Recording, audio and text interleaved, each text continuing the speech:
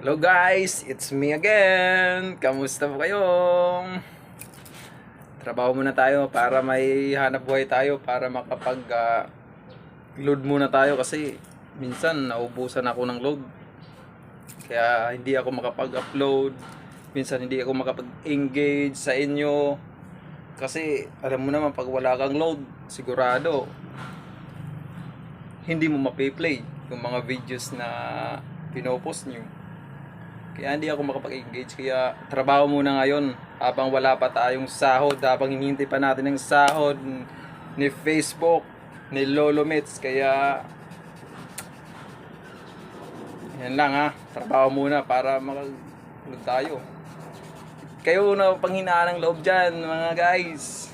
Ganun rin ako sa inyo, panghinaan ng loob, pero ito tuloy-tuloy pa rin ang pagpo-post ko ng mga videos kahit